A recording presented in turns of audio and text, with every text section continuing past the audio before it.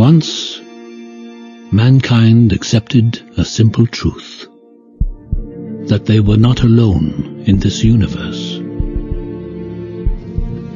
Some worlds man believed to be home to their gods, others they knew to fear.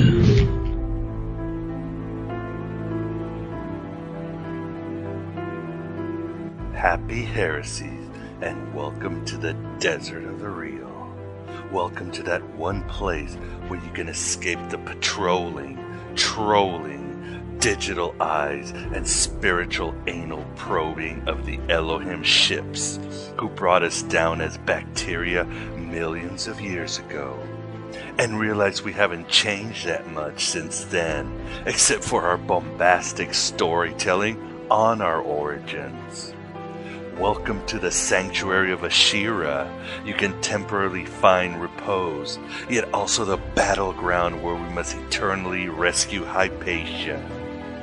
Welcome with kindness and love to Aeon Byte Gnostic Radio, broadcast from the virtual Alexandria, that state of mind where East meets West, through the GodAboveGod.com.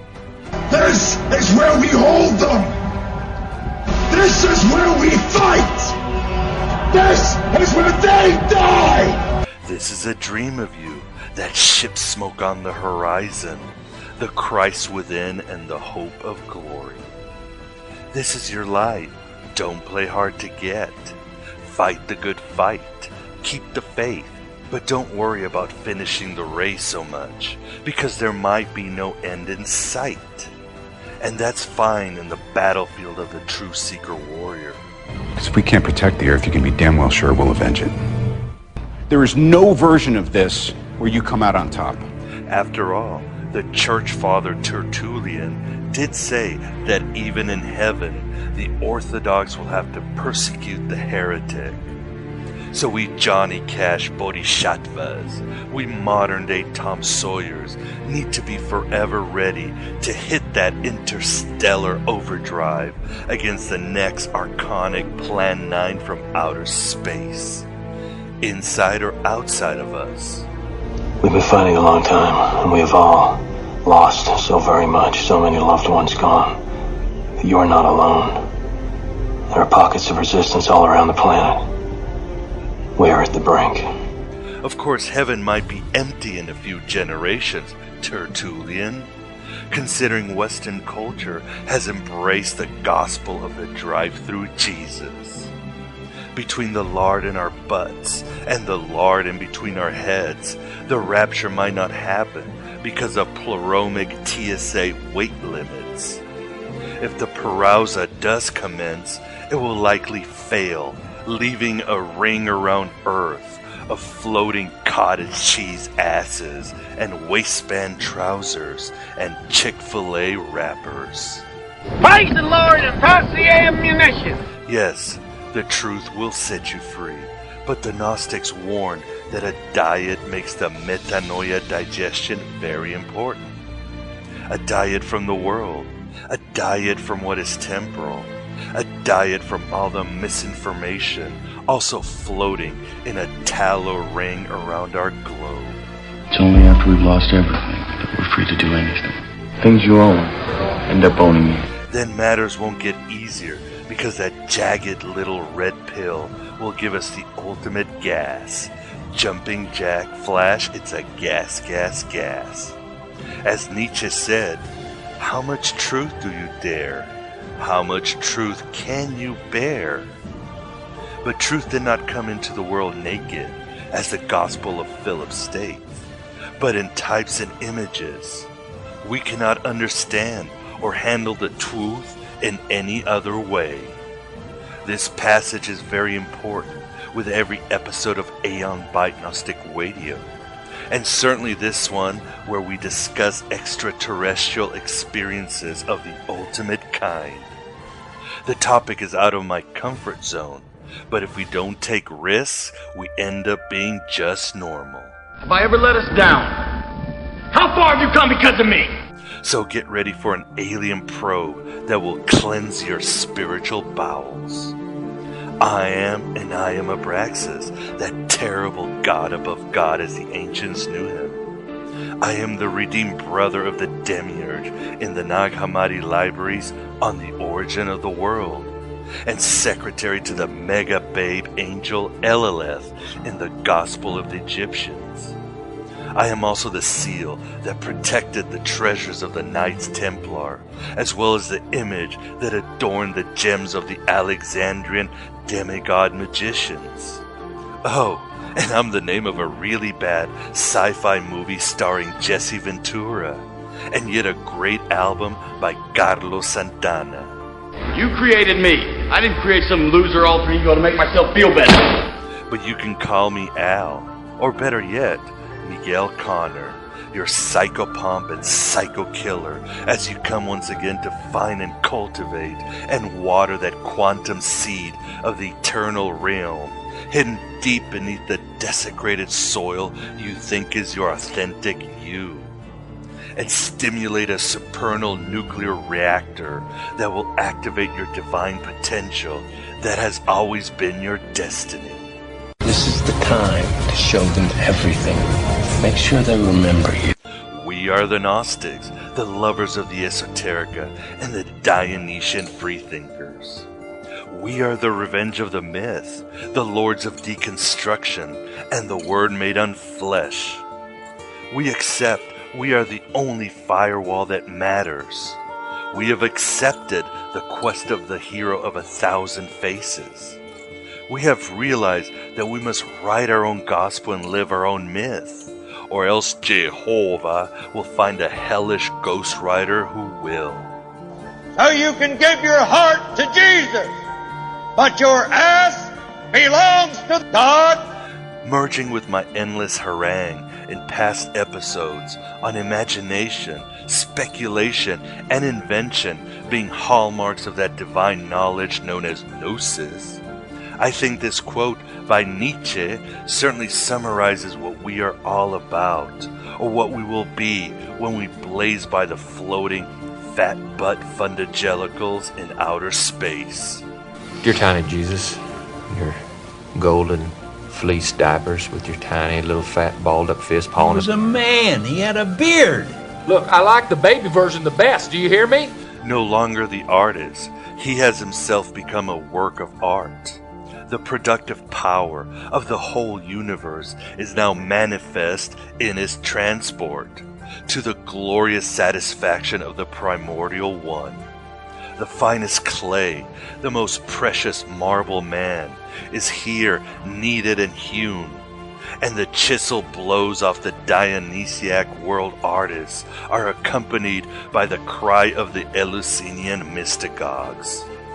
Do you fall on your knees, multitudes?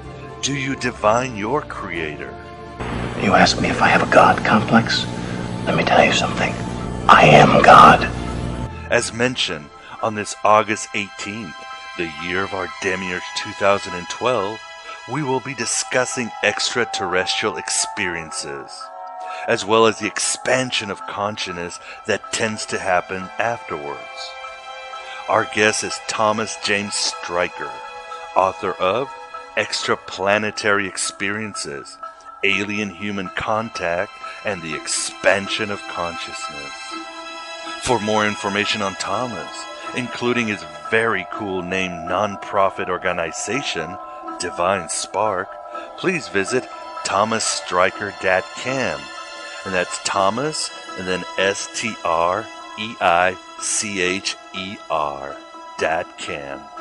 Give me a position. The name's Streicher. I'm sitting down and facing front. Why would you want to know that? Streicher. Streicher, Streicher, Streicher, Streicher, Streicher, Streicher! Streicher! Since the dawn of civilization, humans have encountered otherworldly intelligence. Such cultures as the Sumerians and Aztecs describe higher forms of existence that came from the stars. They were known as gods or spirits or the Spice Girls. In our materialistic world, they are known as beings from outer space.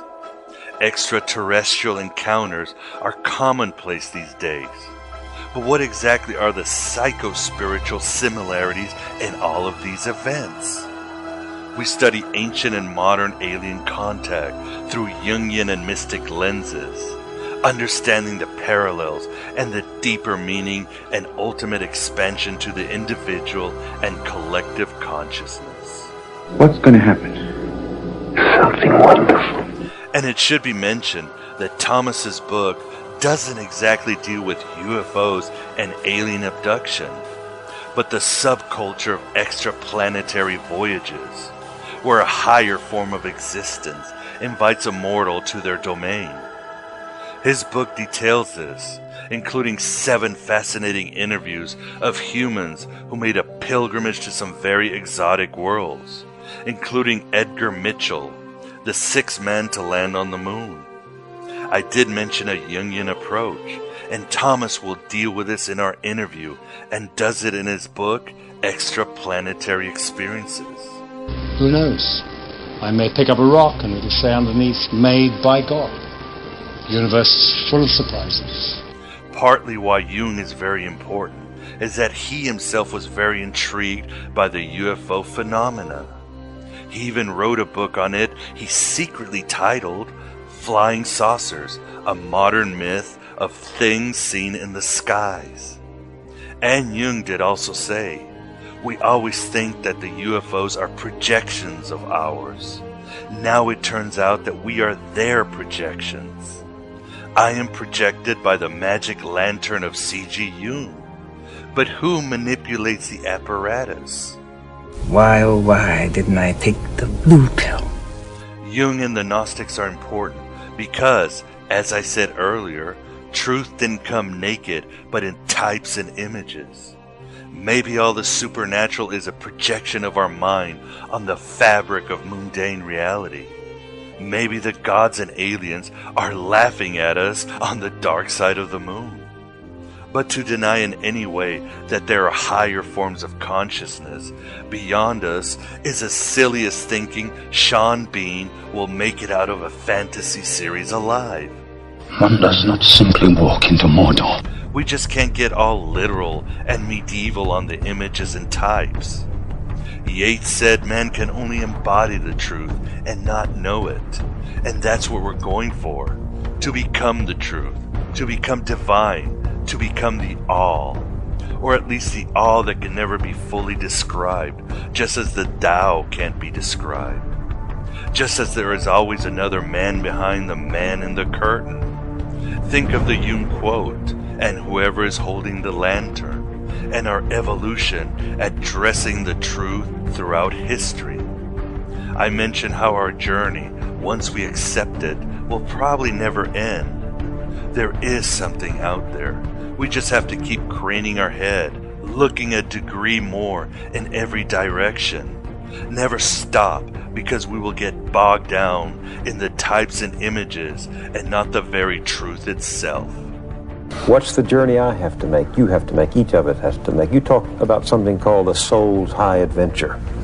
Follow your bliss. I mean, find where it is and don't be afraid to follow it.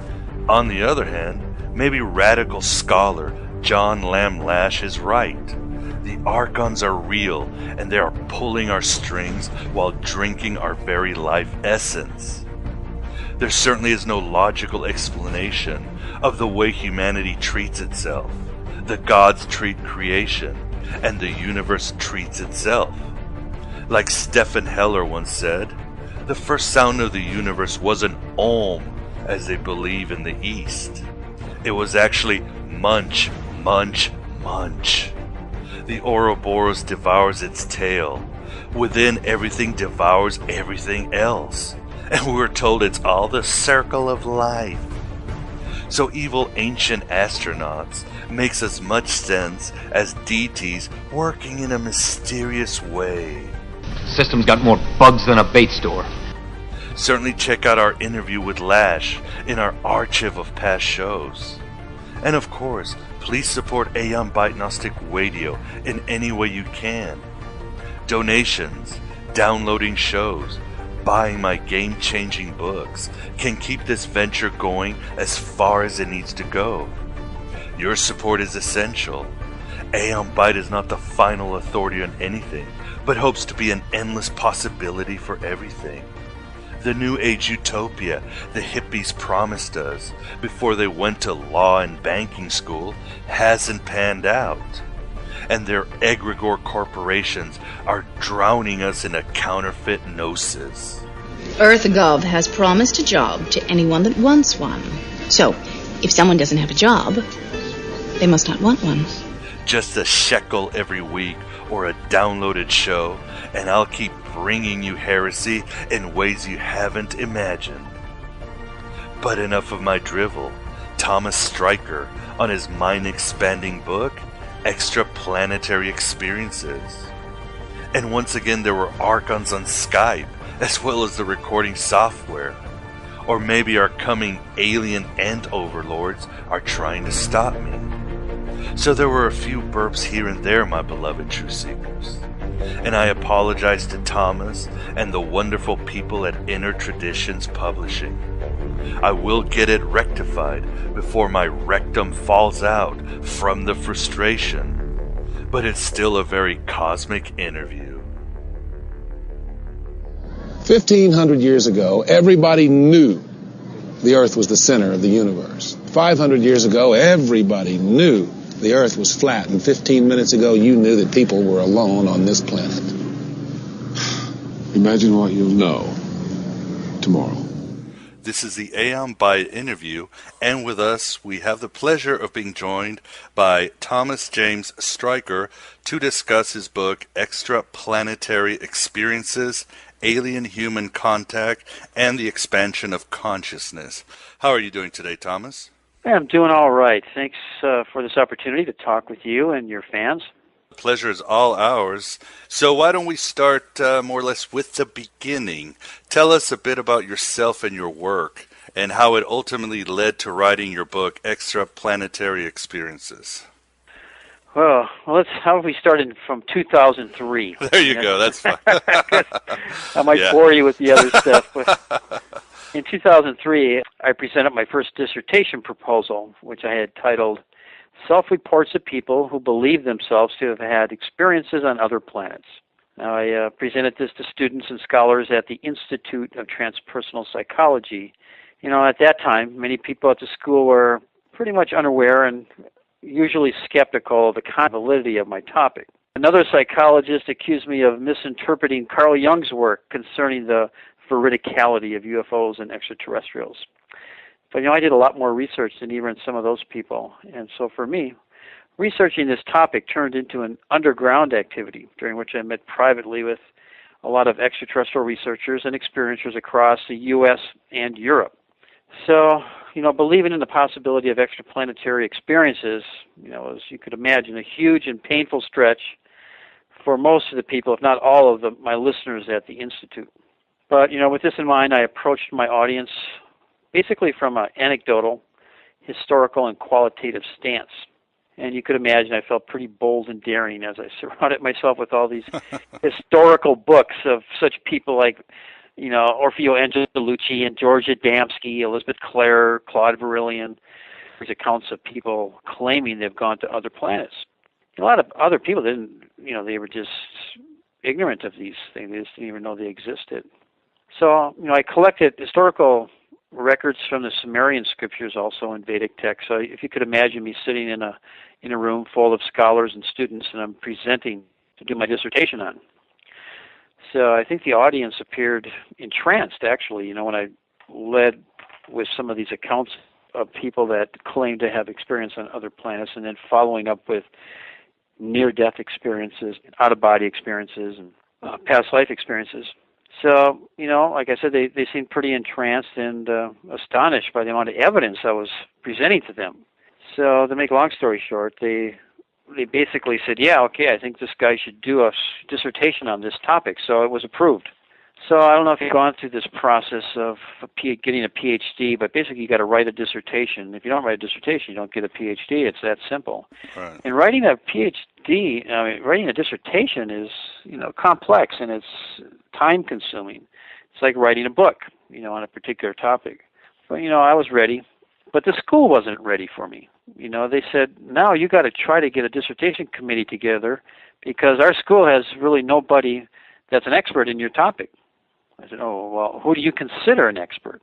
And this is kind of interesting how this came about because they mentioned Dr. John Mack, and you probably know who that was, no longer with us, but, the Alien Abduction book and Passport to the Cosmos. So I tried for months to get a hold of Dr. Mack, and it was a prominent, popular man, and he was just really difficult to get a hold of, but I kept on trying. I was very tenacious, and I worked through his secretary.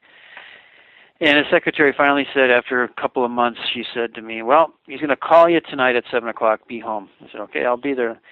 So that's what happened. John Mack called me that evening, and we talked about my dissertation topic, and I told him the problems I was having, and he just said, yep, let's do it. Because John was very busy, but he had time for a little graduate student like me, and to help me out, I thought was just most outstanding, and commendable. Involved in a fatal accident in London.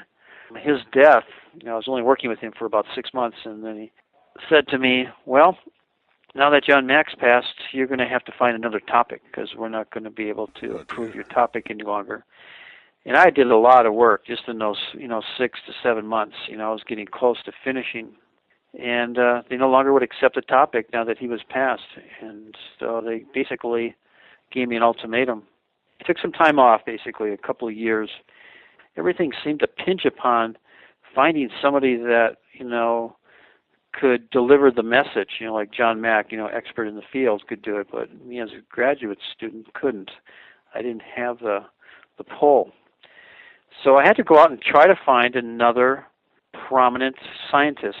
See what happened next. Like I said, after 2 years to school and just wonder what I was going to do next, I realized that I really need to get busy on this. So I said, before I go to, I'm into lucid dreaming. I really use my dreams a lot in unconscious work. So this one night I said, I wanted to understand who I need to contact next, in regards to this topic. The dream basically told me to contact Dr. Stanley Krippner from Saybrook Graduate Institute in San Francisco. So I said, okay. Well, it wasn't time because it was only like 6 in the morning when I woke up from that dream. So I waited till 9. I called that school, and the secretary answered. I said, well, can I talk to Dr. Stanley Krippner? He said, okay, 1 minute. 1 minute later, I'm talking to Dr. Stanley Krippner, and I said, Dr. Krippner, I'm having a hard time at this graduate school, and they really didn't want me to do it, but if I could get somebody really knowledgeable and important, they would take it. I got Dr. Mack. He died 6 months later. Can you help me? I need to finish this off. There's not that much left. And Dr. Krippner was very gracious, and I think he understood my plight. And the reason I think he understood my plight is because he had a UFO experience. Now, part of that is in the foreword of my new book, Extra-Planetary Experiences. Krippner said, yeah, well, you still have to qualify for the school. And this was so difficult because it took me at least a year for me to re-qualify for this new school. So when you change schools, you have to go through their testing and produce a bunch of writings. It took a year to get into this new school, and it only took about another year to finish off the dissertation. So I did finish it off. Basically, the dissertation was about pretty close to what the book is about. Now, there's more information in my dissertation than the book right now because I wanted to save some information to do a book in regards to this topic later on. So not all the information is in this first book. So I'm going to be continuing with more and more interviews and just kind of press on this new topic that I'm introducing to the world here, extra-planetary experiences. And I'm looking at them as, hopefully can be included in the lexicon of out-of-body experiences and past life experiences, alien abduction experiences, near-death experiences. It's similar qualities to all those things, but this is different. It's a little bit different. This is more about the cosmos, going into the cosmos and gaining knowledge through the experience, coming back and having a new attitude towards life, very meaningful experience like the other ones are. But this is more cosmic related. One of the fascinating things, there's a lot of fascinating things about your book, but it seems like when you see the experiences of somebody, let's say Paul of Tarsus or Muhammad, they encountered something greater and their consciousness was truly expanded, and at the same time they found a purpose in life, and the people around them thought they were, well, insane and dangerous. So it's very similar experiences, don't you think? Well, I think there is some similarities, and that's what we ask these, all my experiencers, what being crazy and trying to ostracize you from society because you had this experience, what are your remarks? And most of these people that I interviewed were, they're older people, they're all over 50, and they had a lot of life experience, so they had time to assimilate the experience. So now it's just like, yeah, it just comes with the territory, no big deal. Yeah, we, every one of them were just so knowledgeable and kind of like, not hard-nosed about it, but it's not worth getting into this total negative discussion about trying to prove who's right and wrong. So I really like, to use the term experiencer, because, when somebody experiences something, that becomes the authority. It doesn't have to be God or science or some other book. It's the experience is the authority. And I think these people, this is their authority. They don't have to prove it to anybody. They know within themselves what it means. And they really came through for me on the book, as you're probably aware. Some of them, having relations with extraterrestrial beings, and all of them realizing and acknowledging there's other intelligent life in the cosmos. And Thomas, we seem to think extraterrestrial encounters as a modern phenomenon, but isn't it true that humanity has experienced these since the dawn of civilization, as your book points out?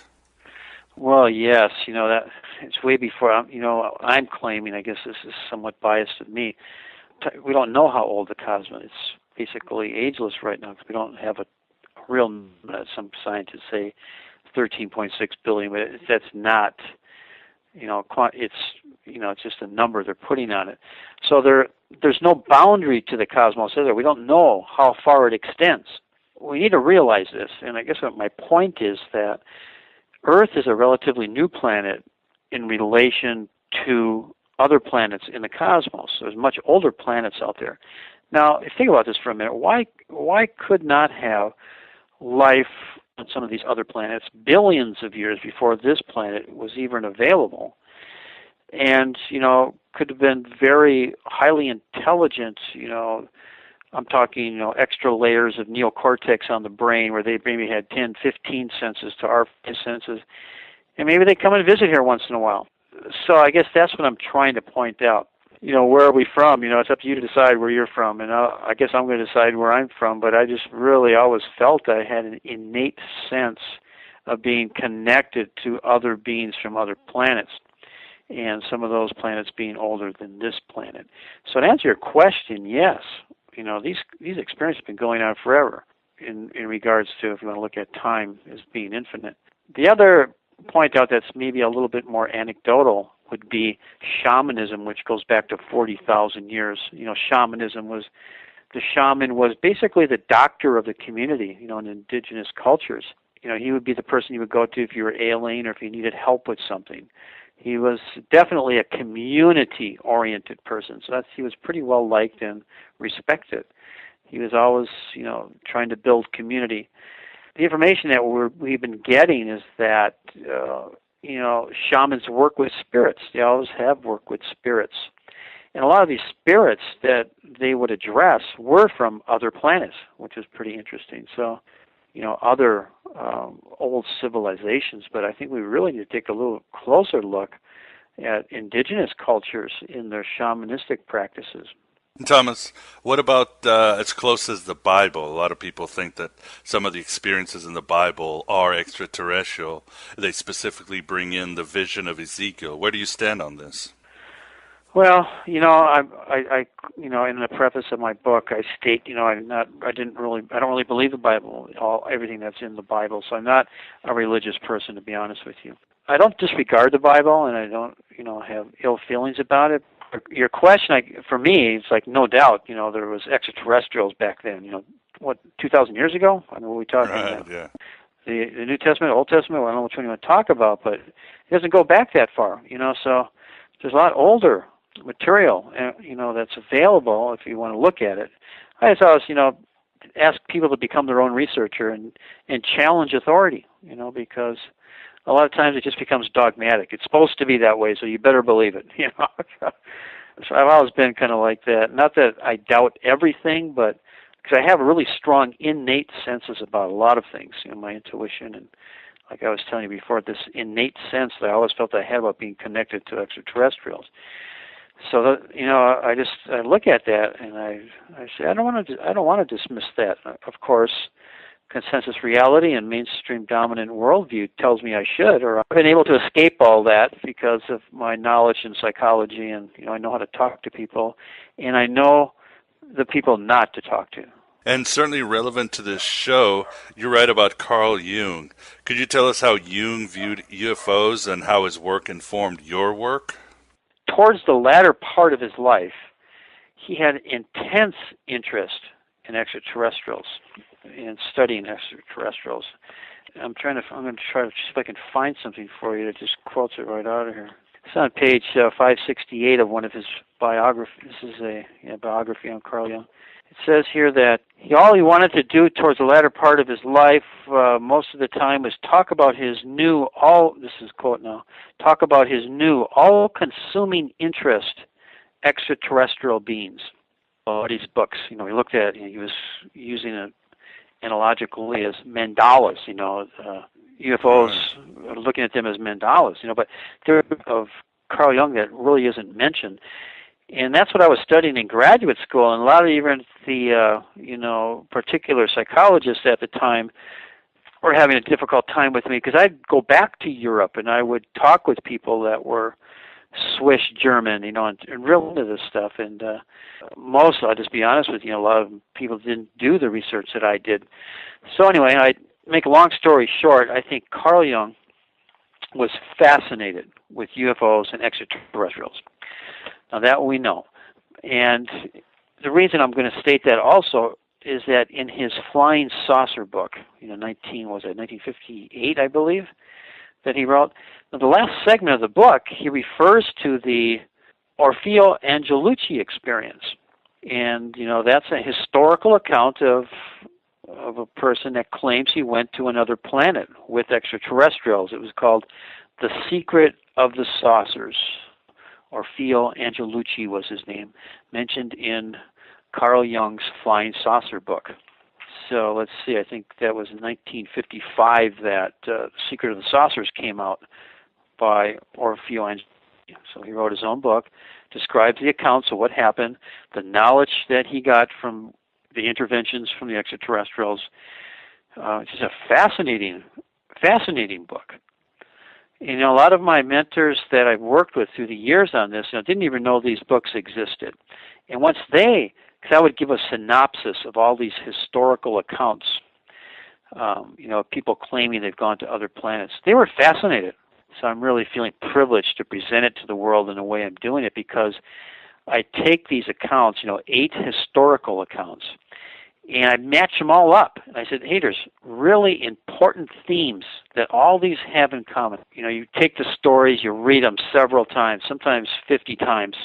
Certain themes will start popping out for you. Like, wow, somebody said that over here. So anyway, I did all that with these 8 accounts, and I had these, I think about 15 or so really important themes that came out of these historical accounts. The mentors that I had at the time were just fascinated that I was able to draw those kind of conclusions in an anecdotal way. I wasn't making anything up. I had page numbers, and I said, yeah, these things something's behind this, okay, is what I was trying to bring forward. From their experiences, they gained so much more meaning in their life. The vastness of the cosmos, there's all these different parts, these themes that came out that really struck people in a way that they just could no longer disassociate the topic, something. There's something here that we need to look closer to. I also noticed the themes, and of course you record the themes, and I think we touched upon a few, which is a consciousness expansion, ridicule around them, but also one that I thought was interesting is most of them believe in reincarnation and telepathy regardless. Right, in the in the historical ones and in the new ones.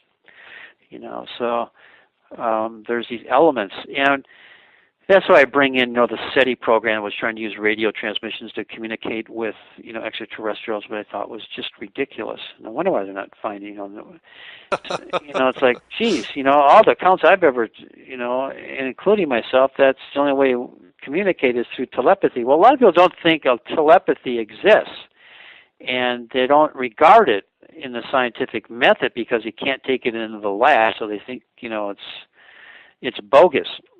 But there's a lot of people now coming forward saying, no, this isn't bogus.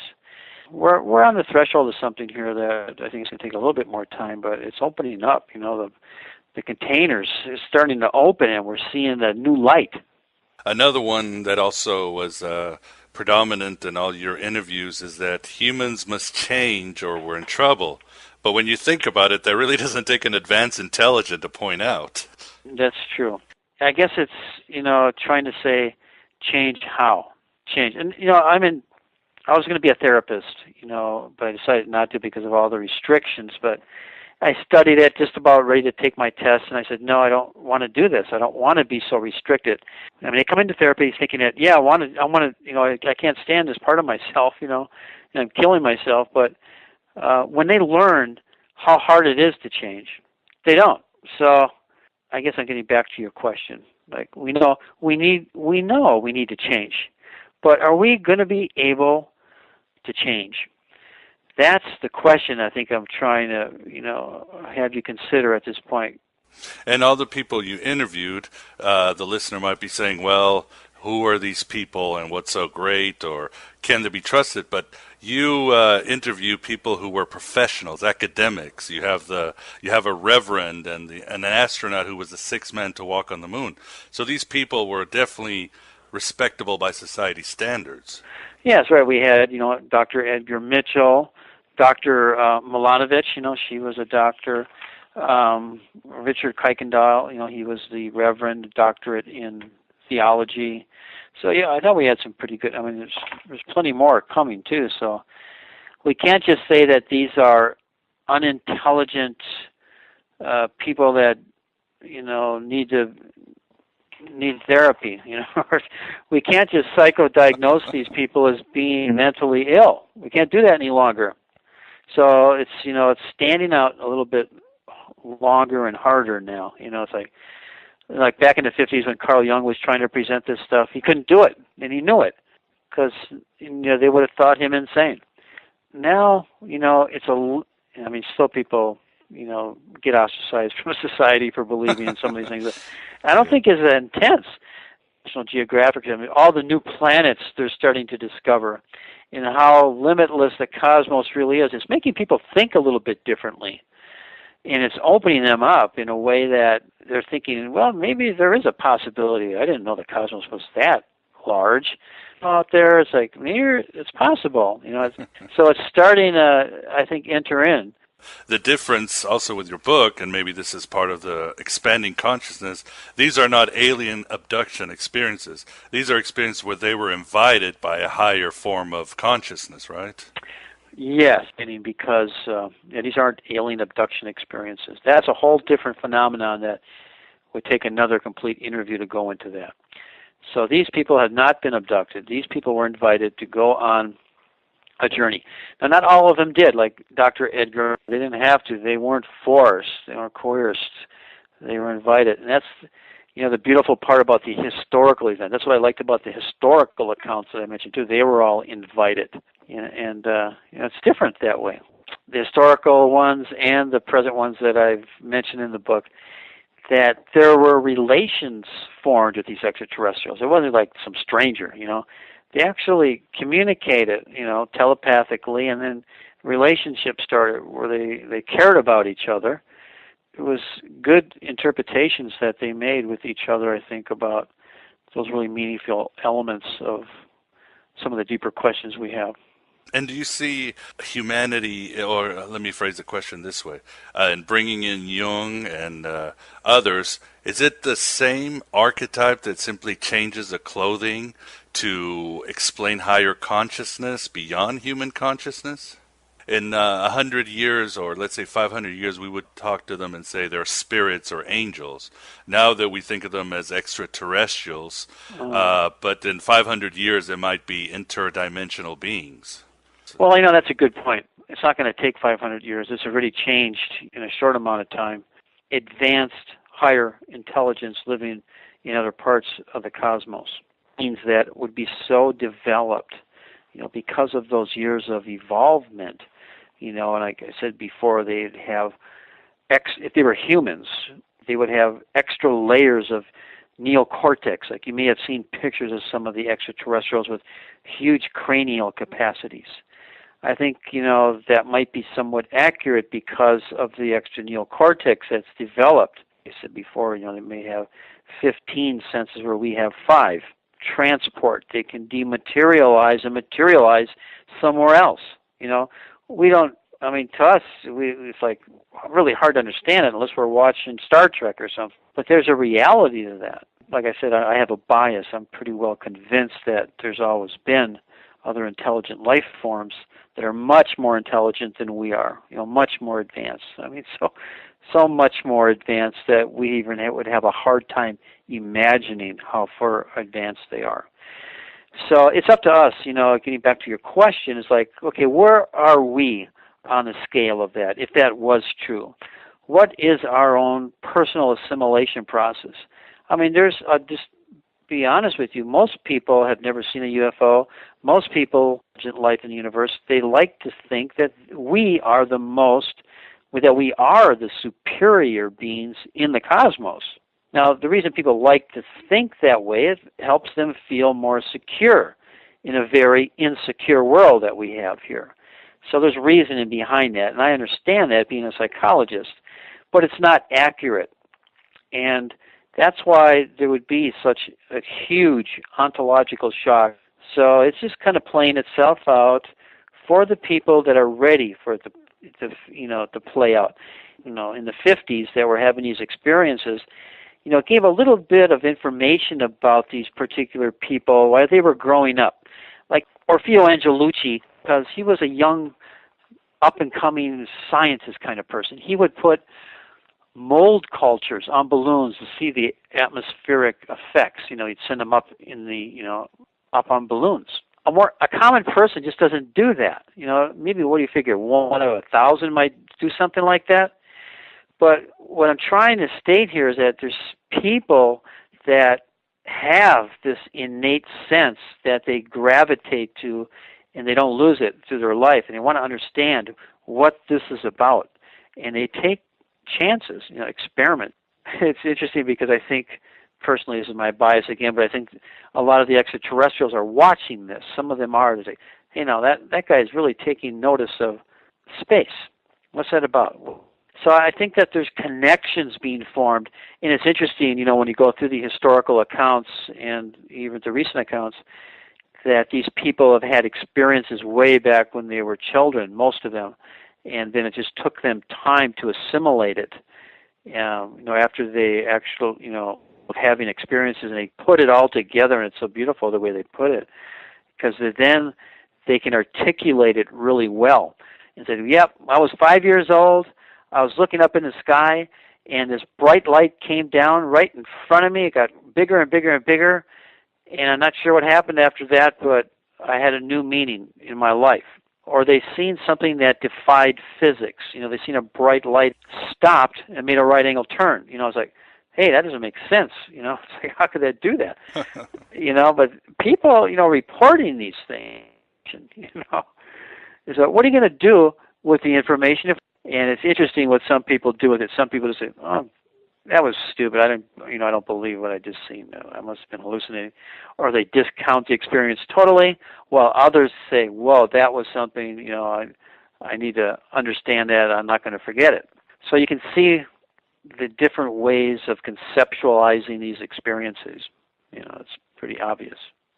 Yeah, it makes sense because you always assume if an athlete wants to have a certain experience, he has to be in shape. If somebody who wants to meditate and reach a higher state, he has to open his chakra. So therefore, to see what is out there, you have to have an expanded consciousness to begin with, or at least be ready for it. Well, have a good imagination. Like Einstein said, imagination is more important than knowledge, because knowledge, we can get so intellectualized that we just stop. There's no other place to go until we access the unconscious, which is the part that will expand our consciousness. Because if we just stay conscious with not utilizing our unconscious, we're stuck. We'll be stuck in our intellect. I think it was Neil Bohr who once said, "Your idea is absurd, my dear sir, but not absurd enough to be true." Yeah, there you go. They were playing with, like you said, a field of imagination. Or William Blake, who said, "What is now proved was once imagined." You have to start somewhere and go as far as you go. Yeah, and things that were unimaginable are now fact. And tell us, Thomas, when you had your experiences before you started your doctorate, or was it somewhere during or after? Well, I had my first experience when I was 9, and then I had a near-death experience at 11. Then I was really starting to get a lot more experiences after 11. So yeah, I was, fully initiated by the time I got into graduate school. I knew exactly what I wanted to do, but I wasn't sure how I was going to pull it off. So I was getting help. I think I was getting support on how to do it. When I tell people I got a PhD on the dissertation that I wrote, the topic is so far out. They say, "How did you do that?" I was like, "How did you convince the other PhDs that this is worthy of further research?" And I said, "Well, it wasn't easy. I used a lot of different. I was flexible in the way I presented it, and they couldn't turn me down. I'm very tenacious that way." And you talk about out-of-body experiences and near-death experiences in your book.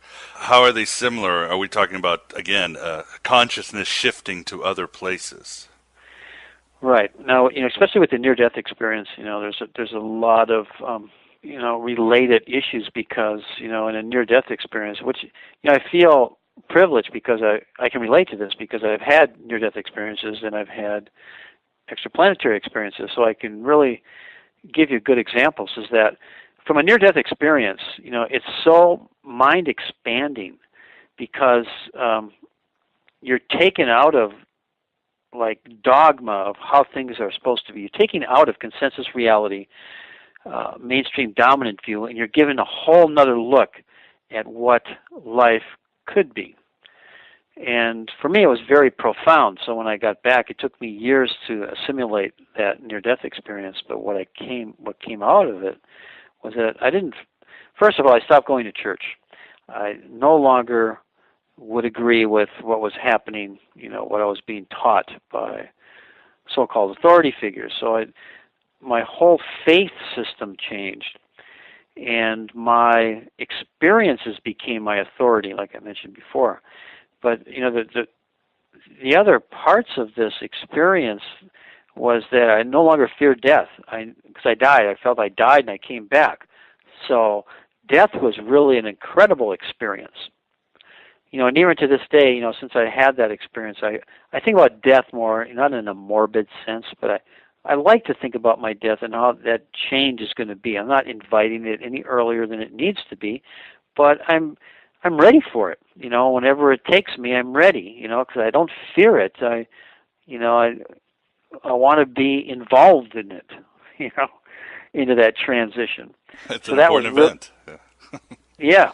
And through the near-death experience, I met different beings. Different spiritual beings. And I, still have them with me today. So there was this realization of that other dimension, entering into another dimension and acquiring, other spiritual mentors to help me see things a little bit clearer in the way that I was going to be living the rest of my life. And it really helped me because, I went into that near-death experience. I was not a real happy person, and they really cleared it up for me why I'm here. So ever since that experience, it shifted me intellectually, spiritually, emotionally give me more meaning of why I'm here. You know, it sounds like kind of a drastic way to do things, and I wasn't inviting this near-death experience in. It just happened. And after it was all over and I understood what it was about, it just had such deep meaning, profound meaning, that it helped me survive in a world that was difficult to survive in. And out-of-body experiences, again, is a very similar phenomenon with the same with a lot of the keystones and hallmarks of extra-planetary experiences and near-death experiences.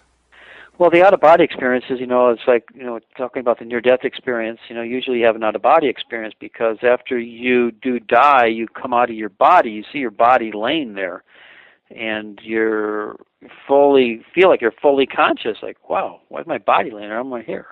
And you're just like, it doesn't make sense, when the first time you experience one. But, yeah, you have this feeling, this experience of coming out of your body and looking at yourself and noticing that is, definitely your body, and you're off, and you kind of wonder, like, how could this be? Because if you're just totally identifying with your physicality, that you'd probably go into shock.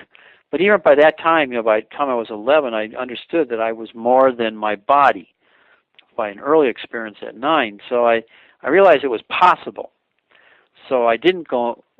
There was a little bit of shock, I think, about the whole experience because it took me a while to assimilate everything that happened and that, but I got the gist of it very quickly, like what it was about, but the finer points took many, many years.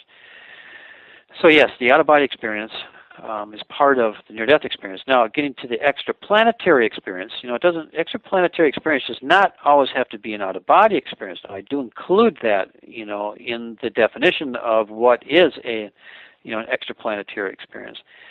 And they're mentioned in my book, but of course, like Dr. Edgar Mitchell went to the moon, had an extra-planetary experience. He was not having an out-of-body experience. He was definitely in his body. And there was other experiencers, but some people go out of their body to travel, which is fine. I think that's very possible. And the way I look at that is I look at, when we talk about reincarnation. Now, we're talking about the possible survival of something after death. You can call it what you want. You can call it spirit, soul, mind, consciousness, whatever term you want to use, but for a lot of people that do believe in reincarnation, there's something that survives death. Now, whatever that is what we're talking about. That's a possibility that we can survive after our physical death. So I think it's important to remember that, this is going on and has been going on for, reincarnation is a really old concept. Even Christianity had it for a while, but it wasn't a good profit-making business, so they pretty much disregarded it. But yeah, there's a lot of people that do believe in past lives and reincarnation. What are we talking about? What's surviving? Because a lot of people think that when you die, you're buried. That's it. It's over. But we're talking about something that's not really connected to the body. That consciousness or soul or spirit. It does not have to stay connected to the body after the body no longer exists. So it's, a different perspective on looking at life and, and the possibilities of these types of phenomena might seem absurd to some people. But to the people that have experienced these kind of experiences, now we're talking about bringing the experiencers back and getting past some of the book knowledge about how things are supposed to be, or dominant worldview and consensus reality. These experiencers that come back with this knowledge, it's worth your while to listen to some of these experiences because their claims, whatever they're claiming, they seem to be saying it in a way that can be, they seem to regard it as truth. I know it's so hard to understand the veridicality of some of these experiences, if they're telling the truth or not. But, I'm kind of past that point now in my studies. I don't have to judge the person. I take the experience down and try to understand it the best I can. And that's why I think I've been successful in working with these experiencers, because it's such a term called sympathetic resonance, where you can just actually really get into that person's experience from your own experience. You don't doubt it as much. And I think that's why a lot of my experiencers were able to work with me, got me a little closer to them, and I think they were able to open up a little bit easier.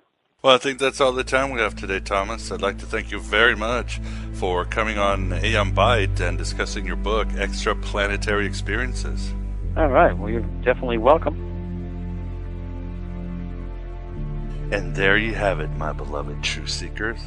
An ethereal interview with Thomas James Streicher, author of Extra-Planetary Experiences, Alien-Human Contact, and the Expansion of Consciousness. For more information on Thomas, including his very cool named non-profit organization, Divine Spark, please visit thomasstreicher.com. That is Thomas, S-T-R-E-I-C-H-E-R. Thomas is right about if there are aliens, that they would be advanced to the point we might as well see them as Mothmen at a Starbucks. Funny how in Hollywood movies, aliens can travel across vacuum, but they are maybe 100 years or so more advanced than humans. Still using some propulsion transportation, hand-to-hand combat, and organized like a reptilian or insect North Korean government. I'm sure this is all because of our innate fear of technology, the rise of the machines around the corner, as well as a subconscious realization that reptiles and insects are truly the superior species on this planet and will be around long after Gaia aborts us out of her uterus.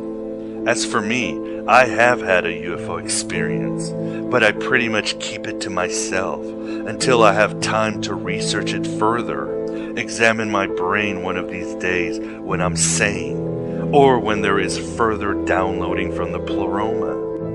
I'm focused on the truth, not the types and images I spoke about in the introduction. To end, let me quote the truly sublime and Sophia words of my friend James West or Haymarket, who perfectly captures this episode. Quote, "Call it a bit of a cautionary, dualistic counterweight to the high that some New Agers get upon contemplating benevolent interactions with our alien friends. It's a thought I've had for a very long time, one that comes in the form of a maxim that I take to be self-evident, from Arthur C. Clarke, who said, 'Any sufficiently developed technology is indistinguishable from magic.' And I say, any sufficiently developed alien being is indistinguishable from a god. Now, per that statement, one can feel free to substitute the words spiritual entity for God. In addition, it's well worth noting that you can reverse the logic of the statement, so that you just as easily might say, any sufficiently developed spiritual entity is indistinguishable from an advanced alien being. The logic is quite simple. If we can imagine an alien race that has evolved to the utmost extent, and why shouldn't we, then one can presume that such a race of being would have developed the very same abilities that human beings have always aspired to in their wildest dreams, such as the ability to see everything and to know everything, the ability to fly, not merely across the sky, but across the cosmos and through infinite dimensions. And let's not forget the ability to be invisible, or else the ability to move through any objects with ease, or for that matter, any given space. Needless to say, this should include the ability to be impervious to danger or pain all along the way, yet at the same time, we should like the ability to experience, well, absolutely everything and anything we desire, not to mention the ability to create or destroy whatever we wish, as we wish. To say the least, we'd want to possess everything we want, or better still, we'd want the ability to be anything or anyone we want to be. And, moreover, to do so wherever and whenever and whoever we like, and I might add, for whatever reason we choose. That is, we would seek to develop nothing less than the power of the most advanced spiritual beings known to man or imagined by man. More simply put, we would seek to be all that can be, or as the Bible puts it, to bloweth wherever we listeth. In short, just like us, any sufficiently developed alien race would be like to become gods. After all, it's the ultimate aspiration and the ultimate evolution, isn't it? But then, as always, be careful what you wish for. As you might have noticed, the problem with gods and their unlimited power is that it's decidedly alien from our experience as human beings. From the standpoint of human experience, gods have a decided tendency to act in ungodly ways, or perhaps even worse, to act in godly ways. As you might have noticed, unlimited power always seems to yield some very mysterious limits. Oh, not for the gods themselves, of course, but rather for us, the beings for whom they reserve their limits as they go about the business of expressing their unlimited power. Given our existential condition, one wonders if it's wise to invite God into your life, or else sufficiently developed alien beings.